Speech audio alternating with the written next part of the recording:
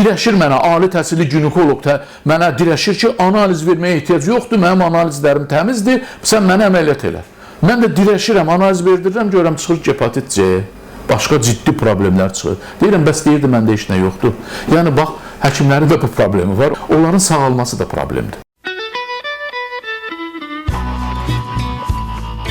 Adətən psixiatra deyirlər ki, onun psixologiyası pozulmuş olmasın. Ev ustasından gözləyirlər ki, özünün də yaxşı bir evi olsun. Diyetologdan gözləyirlər ki, özü kök olmasın və formada olsun. Həkim üçün də insanlar belə bir fikir deyir ki, həkim xəstə olmamalıdır. Bu sözlə razısınız?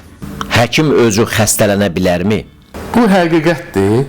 Ona görə atalar misalı var da, deyir, çəkməçinin çəkməsi yarıq şey olar. Bu həqiqətdir və yaxud da deyir, tük əkməyə gedirsəm, plastik cərrahın özünün saçı yoxdur.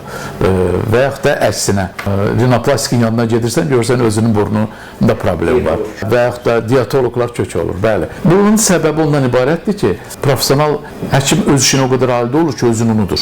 Bu bir, özünü unudur. İkincisi, həkimlər həmişə özlərinə qarşı o sahədə məsuliyyətsiz olurlar.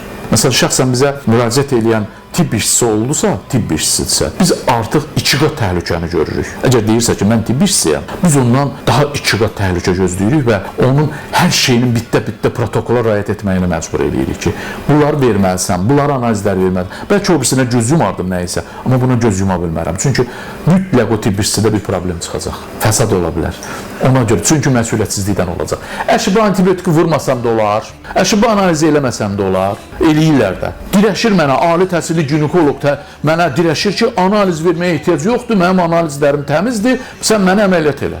Mən də dirəşirəm, analiz verdirirəm, görürəm çıxır hepatit C, başqa ciddi problemlər çıxır. Deyirəm, bəs deyirdi, məndə heç nə yoxdur. Yəni, bax, həkimlərin də bu problemi var. Ona görə bizə həkim gələndə, ümumiyyətlə tibb işçisi gələndə biz daha narahat oluruq və 2 qat göz açıqlığı tələb eləyir ki, onlarla rəftar eləyir. Onların sağalması da problemdir. Ona görə onlarla daha diqqətli olmalı. Çünki məsuliyyətsizlik eləyirlər ki, çünki özləri bilirlər problemi. Deyirlər ki, əşi, bunu içməsəm də olar. Bilirəm də mənə nə olacaq. Bu cür məsuliyyətsizlik ucbatından fəsadlar çox olur. Ona görə də həkimlərə bəli, daha diqqətlə yanaşmalı oluruq. Çünki həkimlərin sağalması o digər pasientlərə nisbətən daha çətin olur.